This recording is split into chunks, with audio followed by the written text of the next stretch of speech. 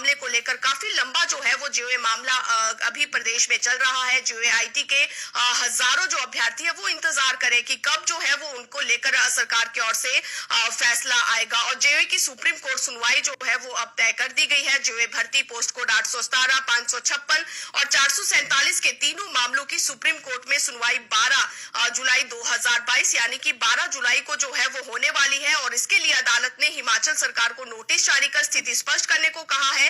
हालांकि इससे पहले जो है वो हिमाचल के मुख्य सचिव को सुप्रीम कोर्ट में शपथ पत्र भी दायर करना है। और पोस्ट कोड 817 में अगर यहाँ पर हैरानी इस बात की है कि पोस्ट कोड 817 में 74 विभागों के लिए भर्ती प्रक्रिया यहाँ पर शुरू की गई है, यानी कि 74 सरकारी ऐसे डिपार्टमेंट्स हैं जहां पर जीओए आईटी के पद भरे जाने हैं। और इसके लिए शैक्षणिक योग्यता जमा 2 रखी गई है 817 पोस्ट कोड के लिए। और इसी तरह पोस्ट कोड संख्या 556 को अंकिता ठाकुर सहित 400 अभ्यर्थियों ने सुप्रीम कोर्ट में अपनी नौकरियों के खतरे को देखते हुए यहाँ पर याचिका दायर की थी। अभ्यर्थियों ने चुनौती दी थी और इस भर्ती के लिए शैक्षणिक योग्यता के अलावा मान्यता प्राप्त संस्थान से कंप्यूटर डिप्लोमा मांगा गया था। और इस पोस्ट कोड की मेरिट को हाई कोर्ट ने रिकास्ट करने को कहा था। और इसी कारण जो है वो अंकिता और उसके साथ जो है 400 के करीब ऐसे अभ्यर्थी थे जिन्होंने सुप्रीम कोर्ट में हाई कोर्ट के फैसले को चुनौती दी थी। और पोस्ट कोड संख्या 447 को पवन कुमार ने चुनौती देते हुए कहा है कि इस भर्ती के लिए कैबिनेट ने सभी प्रकार के सर्टिफिकेट मान्य कर दिए थे और पवन कुमार ने कैबिनेट के इस फैसले को सुप्रीम कोर्ट में चैलेंज किया है। तो इन तीनों मामलों पर सुप्रीम कोर्ट में रिप्लाई दायर करने के लिए सरकार की उच्च स्तरीय बैठक हुई है।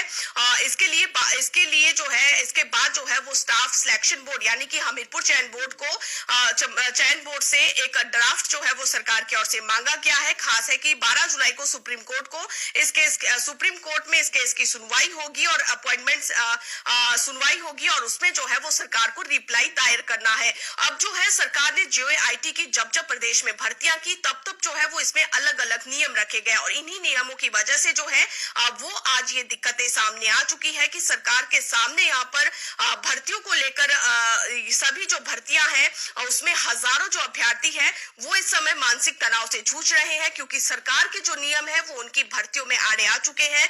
फिलहाल जो है सुप्रीम कोर्ट में इस पूरे मामले को लेकर 12 जुलाई को सुनवाई होगी और अब जो है वो हमीरपुर चयन बोर्ड से इस पूरे मामले को लेकर ड्राफ्ट बनाने को कहा गया है कि किस तरह से रिप्लाई जो है वो सुप्रीम कोर्ट में दिया जाना है और भर्तियों को लेकर और आगे क्या रूल और रेगुलेशन हो सकते हैं, आरएनपी रूल्स, तो तमाम जो जानकारी है वो हमीरपुर चयन बोर्ड की ओर से मांगी गई है। तो अब देखना ये होगा कि सरकार की ओर से जेओए के इस मामले को सुलझाया जाता है या नहीं सुलझाया जाता। हालांकि 817 पोस्ट कोड के जितने भी अभ्यर्थी हैं सरकार अभी भी ये कोशिश कर रही है कि इन सभी अभ्यर्थियों को राहत मिल जाए और उनका जो भर्ती प्रोसेस है वो शुरू हो सके। लेकिन अभी जो है वो इंतजार सुप्रीम कोर्ट के अंतिम फैसले का किया जा रहा है।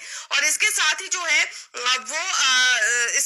है वो डेट ऑफ ज्वाइनिंग का एक मामला है जिसमें कि अब जो है वो हिमाचल प्रदेश में रेगुलर होने के लिए कट ऑफ डेट जो है वो मानी जाएगी और इससे पहले डेट ऑफ ज्वाइनिंग जो है वो रेगुलर के लिए कट ऑफ डेट मानी जाती थी। और 2 साल वाले जो जितने भी कर्मचारी प्रदेश में अनुबंध के आधार पर लगे हैं जिन्हें 2 साल हो चुके हैं वो भी 31 मार्च तक सभी कर्मचारियों को नियमित कर दिया जाएगा। वित्त विभाग की ओर से ये निर्देश सभी विभागों को दिए गए हैं। कार्मिक विभाग से भेजी गई इस फाइल को सरकार ने अप्रूव कर दिया है और इससे पहले जो है वो 30 मार्च को कॉन्ट्रैक्ट वाले रेगुलर होते थे, लेकिन अब जो है वो केवल यहाँ पर 30 मार्च से पहले सभी जितने भी कर्मचारी हैं उन्हें रेगुलर किया जाएगा। और इसी तरह पुलिस पे